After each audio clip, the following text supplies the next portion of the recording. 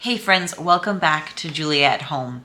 It is January here, and so it's kind of the middle of the school year for us. This year, I have kind of the middle of the school year for us because we do the fall through spring academic year, just like the local schools do here. Although we don't start on the same start or end on the same dates or use the same vacations or anything. It's just the general. We think through the academic year, fall to spring, instead of calendar year, January through December. So I'm going to do a mid-year update for you for I've got preschool, kindergarten, fourth grade and sixth grade this year. And I'm sorry if the lighting's a little weird. It's I live in Vermont, which is in the Northeast United States, and as it is January, it still gets dark really early. So I think the sun may be going down a little bit, but it's also very cloudy and snowing outside. So if you're wanting specifics on the curriculum we're doing and such, I will mention some things, but I'll refer you to my curriculum videos, as well as I did a day in the life, like the second to last day before we stopped for winter break in December. And that shows you some of the stuff we're doing too. And filming that actually really helped me think through like what is and is not working. So that's something I'll be talking about mainly. And then I'll just talk through some goals that I've been thinking about. So the main thing is I need to use my time more efficiently. So this became very clear to me when I was doing the day in the life and filming and editing it, that I am really the limiting factor in time. I don't think that any of my kids are doing too much school, like time-wise and such. I think they all have a nice balance. I think I could probably give even more to the older two, but I don't need to overload them just for the sake of them having more work. So I'm not going to do that. But I'm at a point right now where, everybody needs me generally for something. The younger three still need me for, the fourth grader needs me for a couple individual subjects, and the younger two need me for all of their individual subjects. And then of course I'm leading all of the group school subjects, which I have ones that are, for the whole family. Then I have ones that are aimed at the younger two and ones that are aimed at the older two. And so I'm doing a lot over the course of the day. And so that was a problem this past year. And then I may have exacerbated it a bit because I just accepted a part-time job. I actually just started. It's been like a week and a half. I don't even know. I don't even know anymore. And it's stuff. I'm not going to get into exactly what it is because that's not the point of this channel. But it's from home. It's 10 to 15 hours a week. It's some stuff I was volunteering to do. It's parts of it I was volunteering anyway. So I'm very excited about it. And thus far, we've been making it work. But this is one of my goals, is I need to use my time efficiently. I'm working on time blocking, and I've set up a new rhythm, mostly so that I can integrate blocks of time to do my job that I'm not getting paid for, but also make sure we have the blocks for homeschool and we're getting to what we need to get to. So some thoughts on how I'm doing this. As I just said, I'm trying kind of a block schedule. It's not like really strict on time. It's more like morning, like midday, afternoon type block scheduling. And so it's looking like, Wednesday mornings are a morning that I often will have meetings. So that's going to be like a work morning. But I do have time in the morning to set them up with some stuff that they can maybe work on their own. And their father is around for the earlier morning time as well. So I'm setting that time aside. And I'm also trying to do some of the work earlier in the morning, like before breakfast. So that's so far going okay. It's so far going okay. We'll see how I hold up with that. But as far as school goes and making it more efficient, I am starting to use a timer on certain subjects. So there are certain things I would call out like flute with my son. He has a tendency to take a lot of breaks in between playing things, and that just makes it take more time. Plus, I think he's built up enough endurance now that he can do it. And so I'm paying more attention to, like, I'm setting a timer for What I've actually done is I've broken down his flute practice into a couple different steps. There's kind of like warm up and exercise things he does. And so I set a 10-minute timer for that. And then like he has songs and such, and he might have different things each week, but like I break it up kind of like that way. Instead of setting like, let's say a 30-minute timer for the whole thing, it's easier to be like, okay, we need to move on from the exercises now, so we don't end up spending like 20 minutes on them and then don't have as much time for going over the songs and stuff like that. Anyway, so timer, that's one thing. I also am doing it for my kindergartner's reading, because I also just really, she can have a hard time focusing. And so I really want her to just be like, look, we have a timer and we're just going to focus until the timer goes off. And then we can talk about other things, because she has a tendency to want to look at this and talk about this. And no, I thought of something I wanted to share with you. And so we're like, nope, we're just focusing on one sound and one letter and one word at a time and reading for this block of time. And I'm also using it for some of the group subjects, just to keep my eye on it. Like if I have an hour in the afternoon and I want to get to both geography and history, I know I only have half an hour for each. So I want to just make sure I'm moving on in a timely fashion. So that's probably the biggest thing I'm doing to use my time more efficiently. But the other thing is that I have pulled back on some individual subjects, and it's okay if we take a little longer to get through some of them. I'm okay with that. We'll keep going through into the summer until we get through like the math books and stuff, and probably writing as well. And to be honest, I don't tend to want to take a super long break from all learning, so I'm okay with that. They might not be as okay with it when we get there, but it just is kind of what it is. So what we're doing is so this is something I used to do when my kids were little. I would have individual school days and group school days, and we would alternate. And that way we were getting in our group subjects, because if we're just focusing on the individual subjects, then we might not get to the group. If we're just focusing on the group, we might not get to the individual. So we were alternating days with our focus. Now, having a 6th grader and a 4th grader, I don't want to like completely let go of them doing things like math every day and spelling every day. And those things generally, well, math can take them a little while, but spelling is usually very fast. I have I'm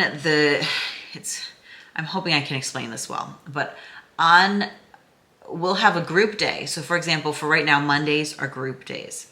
And what that looks like is I have one subject for each of my younger two. So with my youngest, who is 3, my priority with him for individual school is sound games.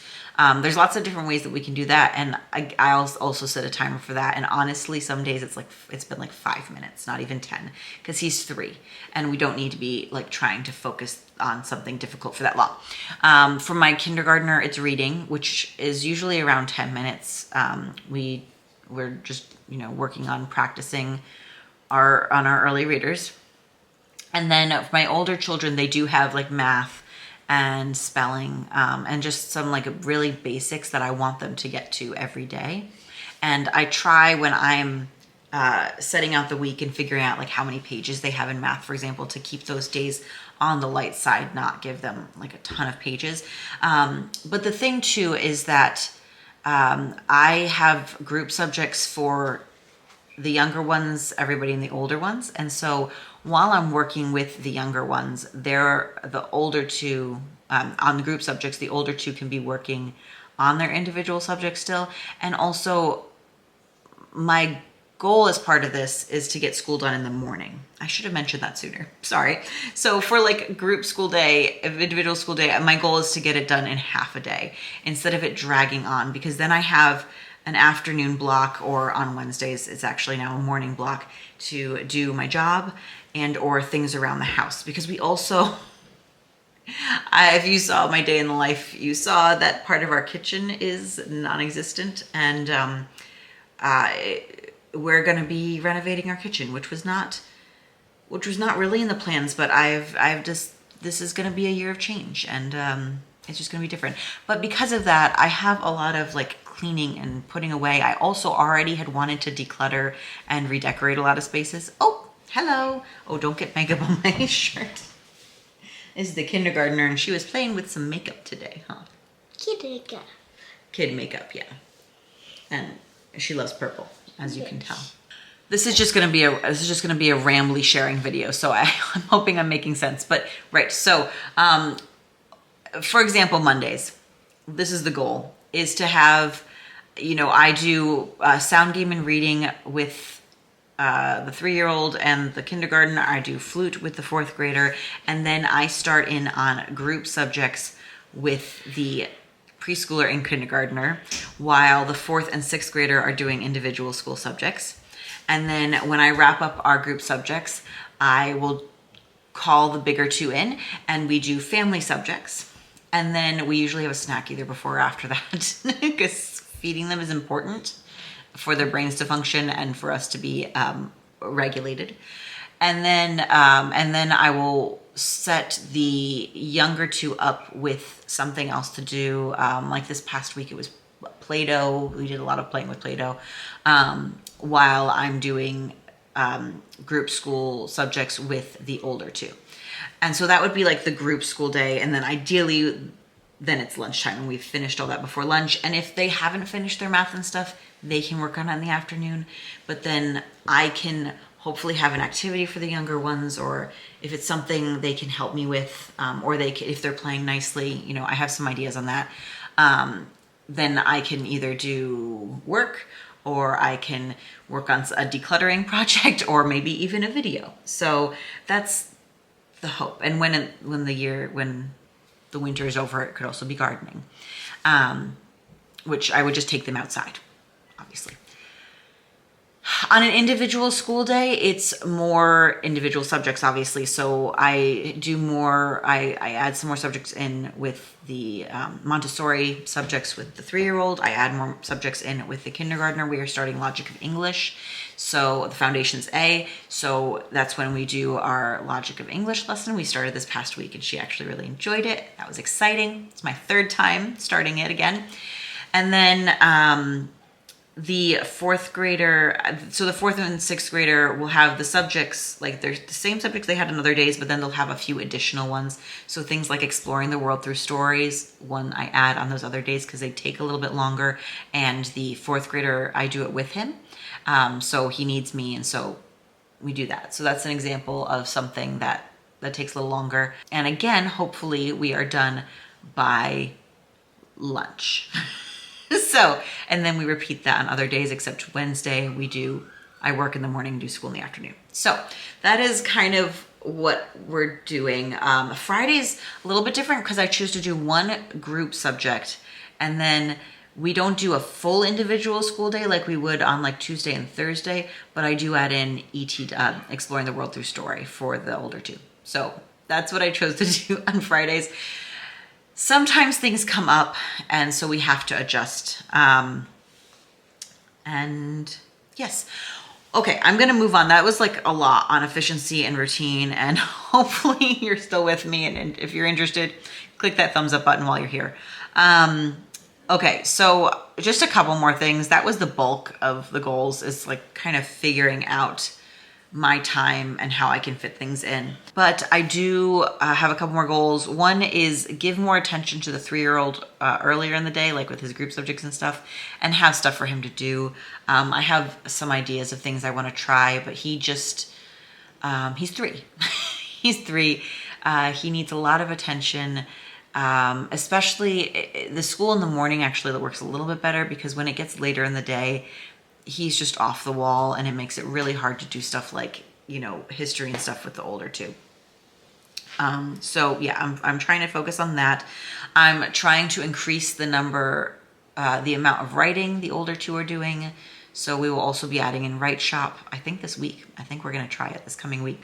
For the 6th and 4th grader, I want to be keeping an eye on making sure that they're understanding what they're doing, thoroughly for math specifically, and that I've told both of them we can go back and do more review of some things, and I might do that. And their dad often helps them with math, so I'm also going to talk to him about what he thinks they might need review on, because the goal is not just for them to complete the math book to say we've completed the math book, but to actually have an understanding of what they're doing, because math builds upon itself. So I'm trying to think through that.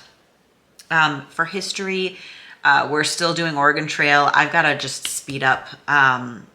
And I would like to get up to World War One, like before World War One, so about the 1910s. In history this year. I have some units I'm going to be doing. I have some units in mind. I think I mentioned them in my curriculum video, but I have to plan several of them still. I've only planned through the one that we're actually in the middle of right now. And so I'll probably film planning, like a video of planning with me, one of those. We're also doing geography. So for the first part of the year, we just did United States geography it's been a review for my children because we did it a couple years ago, but we did that elections unit in the fall before the presidential election here. And so I wanted to make sure we were going over the states, and also my 6th grader was learning the capitals as well. And so she's actually we didn't get through all the capitals. And so she's continuing to do that, but we're also adding on Asia. We're going to try to do Asia for the remainder of this year, hopefully learn all the Asian countries. I know Asia's very big, and there's like different regions of it, but I think we can do it.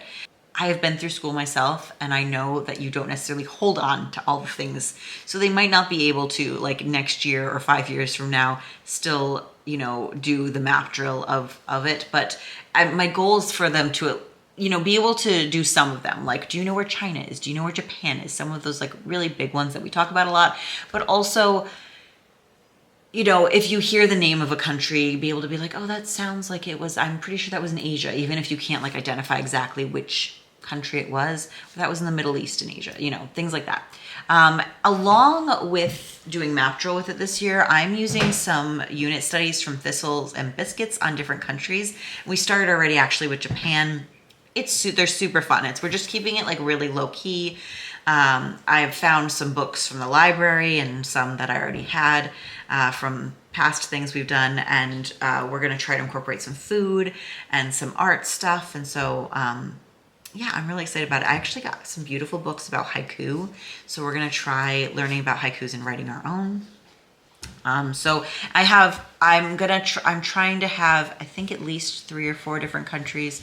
They have so many beautiful options. I think there was like 6 or 8, and I was like, I want to do all of them. But I don't think we have time for that.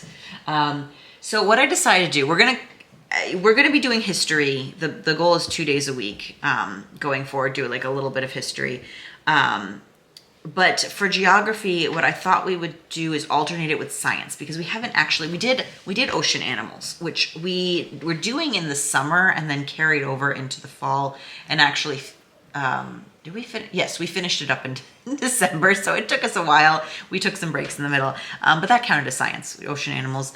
But I have 2 units that I created on physics. And I think there's one that's like force, gravity, laws of motion type things. And that I think is going to be at least 6 weeks if we do it twice a week. I think it might be a little less. And then the other one is a little shorter, so it might be 2 to 4 weeks. I'm seeing if I can kind of smush them a little bit, because my goal is to alternate between geography and science units. Although in January, I think we're going to do 2 geography in a row, because we're going to do Japan. We're doing Japan right now. And we're going to do China, so that we're doing China when it's the Lunar New Year, and we can do some things around that. And then we'll do in February, basically, and probably into March, we'll do a science unit, and then we'll do another. I think we're going to do India next. Asian country. Then we'll do the other science, which is physics with like waves. Basically, it's mostly light, but like light and sound waves. And then I think I have 1 or 2 other countries I want to. So that's kind of the plan for that, is to be doing history and alternate. So we would do a geography unit or 2, and then a science unit, and then a geography. So yes. That is my plan for that going forward. So I think that's all of the things I wanted to talk about and share. Again, this was a very rambly video, so hopefully, if you're still there, thank you so much. Oh, he was getting a makeover with his sister as well, right? Yeah. Yeah. Okay, it seems like it's starting to get dark, so I'm really losing my light, and we should probably get started on dinner. No. But stay tuned. I have a bunch of units that I've done, like the ocean animals, Victorian Britain. that I want to film resources for soon, as well as I got to put together like our Civil War unit studies, so the U.S. Civil War, and others. So there'll probably be a bunch of unit videos coming up soon, and then I have some other ideas. So if you're not subscribed already and you want to see those, please subscribe. I hope you're all well. I have been thinking a lot about the people out in California with the fires that are happening right now. So if that's you, we're sending love. I don't really know what to say to that. So, except our hearts go out to you. So I hope all of you watching are safe and healthy and are having a great homeschool year and a good January. Can I say bye? Bye, friends.